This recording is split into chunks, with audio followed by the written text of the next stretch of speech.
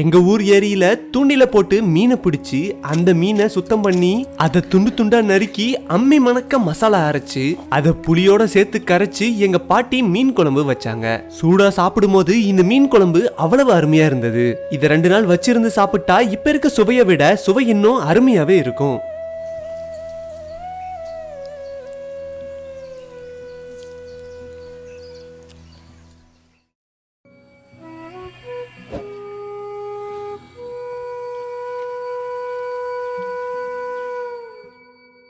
மீன் குழம்பு செய்யறதுக்காக எங்க ஊர் ஏரியில நாங்க மீன் பிடிக்க போனோம்.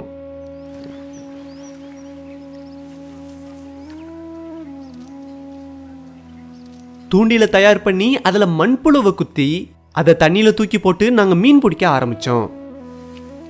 சின்னது பெருசுன்னு பல வகையான மீனை தூண்டில் போட்டு நாங்க பிடிச்சோம்.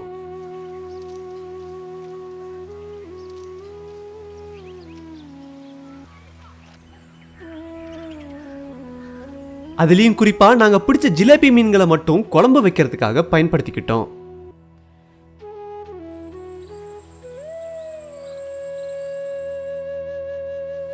நாங்க பிடிச்ச ஜிலேபி மீன்லயே ஒரு 3 மீன் மட்டும் பெரிய மீனா பார்த்து குழம்பு வைக்கிறதுக்காக நாங்க பயன்படுத்திக்கிட்டோம். மீன் மேல இருக்க செதில் எல்லாத்தையும் சுத்தம் பண்ணி அதுல இருக்க குடல் எல்லாத்தையும் தனியா பிரிச்சு எடுத்துடலாம்.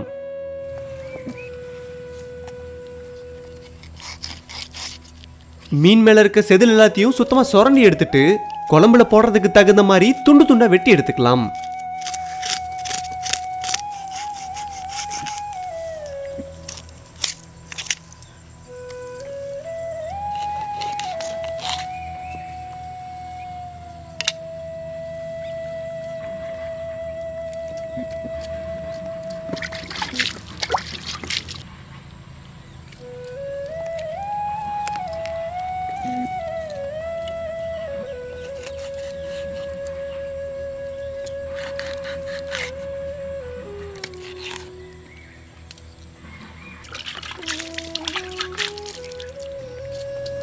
இப்ப மீன்ல குடல் மாதிரி தேவையில்லாத பாகத்தையும் சுத்தம் பண்ணிக்கிட்டாச்சு.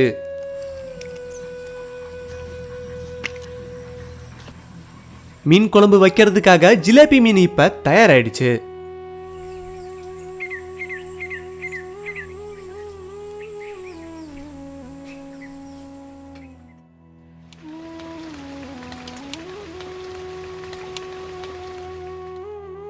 இப்ப மீன் குழம்பு வைக்க தேவையான மசாலா பொருட்களை பாத்திரலாம்.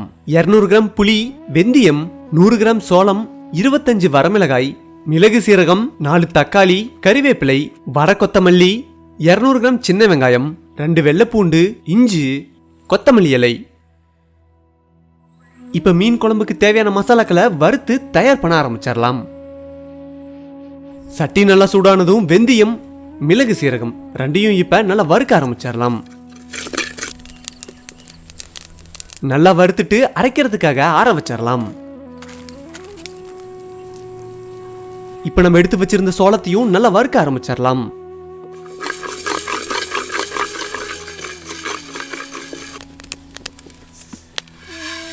சோளத்தையும் இப்ப நல்லா வறுத்துக்கிட்டாச்சு. அடுத்து வரமிளகாய், வர கொத்தமல்லி இது 2யும் சேர்த்து நல்லா வறுக்க ஆரம்பிச்சிடலாம். நல்லா வறுத்தாச்சு. அரைக்கிறதுக்காக இதையும் ஆற வச்சிடலாம்.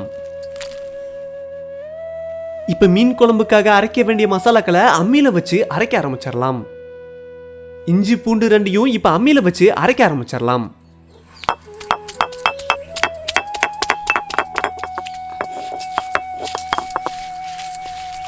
இஞ்சி பூண்டை நல்லா அரைச்சிக்கிட்டாச்சு. இப்ப சின்ன வெங்காயத்தையும் சேர்த்து நல்லா அரைக்க ஆரம்பிச்சிடலாம்.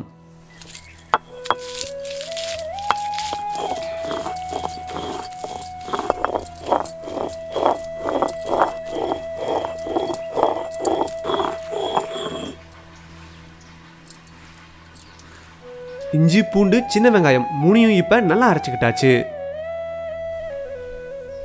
அடுத்து வரமிளகாய், கொத்தமல்லி, சோளத்தை எல்லாத்தையும் சேர்த்து அரைக்க ஆரம்பிச்சிடலாம்.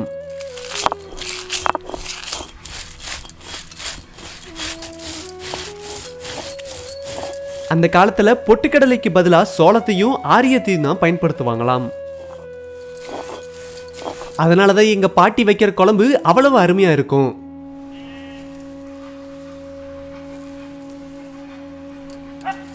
வரமிளகாய் கொத்தமல்லி மசாலாவும் இப்ப தயாராயிடுச்சு. இப்ப வறுத்து வச்சிருந்த வெந்தயம் மிளகு சீரகத்தையும் அரைக்க ஆரம்பிச்சிடலாம்.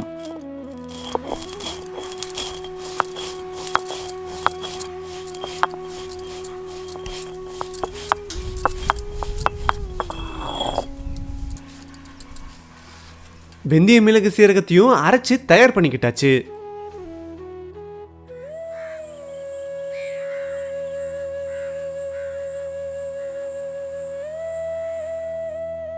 இப்ப நம்ம எடுத்து வச்சிருந்த புளியவும் தண்ணி ஊத்தி கரைச்சு எடுத்துக்கலாம்.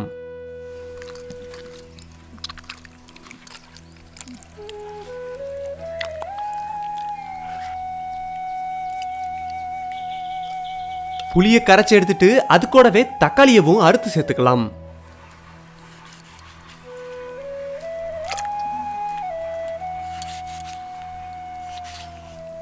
நம்ம புளியில சேர்த்த தக்காளியவும் நல்லா பிழிஞ்சு விட்டுறலாம்.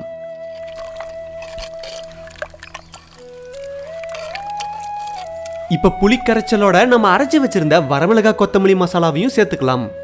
அது கூடவே மஞ்சள், உப்பு ரெண்டையும் சேர்த்து இப்ப நல்லா கரைச்சி விட்டுறலாம்.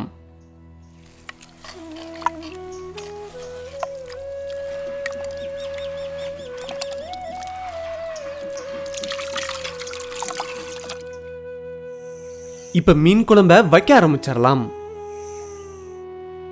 சட்டி நல்லா சூடானதும் கொஞ்சம் எண்ணெயை ஊத்தி அதுல அரைச்சு வச்சிருந்த இஞ்சி பூண்டை சேர்த்துக்கலாம்.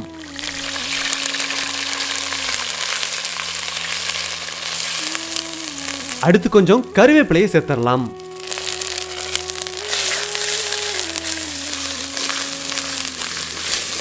அடுத்து நம்ம கரைச்சி வச்சிருந்த புளிக்கரைசல் மசாலாவை சேர்த்துக்கலாம்.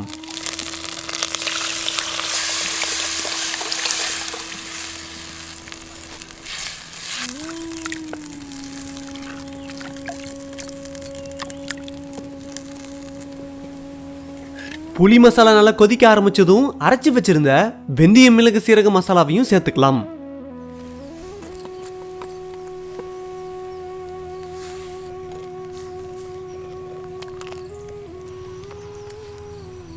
நம்ம துண்டு துண்டா நறுக்கி வச்சிருந்த மீன்ல உப்பு, மஞ்சள் தூள் ரெண்டையும் சேர்த்து இப்ப மீனை நல்லா கழுவ ஆரம்பிச்சிடலாம்.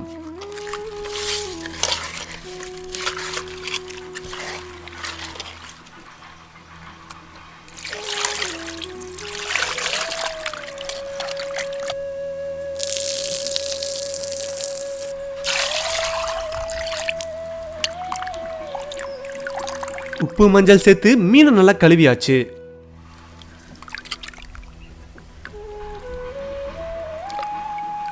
உப்பு மஞ்சள் போட்டு கழுவி வச்சிருந்த மீனை இப்ப குழம்போட சேர்த்துக்கலாம்.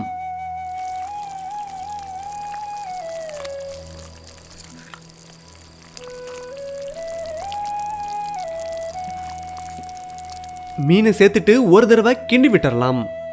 இதுக்கு மேல மீனை கிண்டவே கூடாது.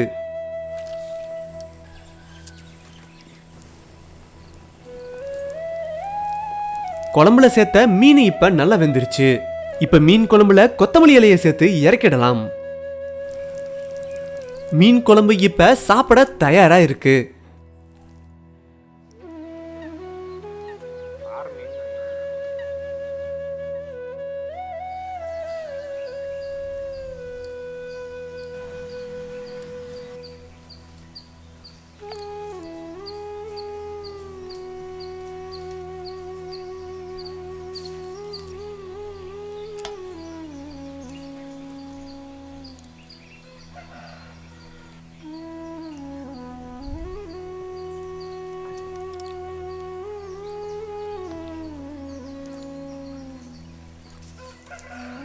நாங்க தூண்டில் போட்டு பிடிச்ச மீனை குழம்பா வச்சு அதை இட்லியோட சேர்த்து சாப்பிட்டோம்.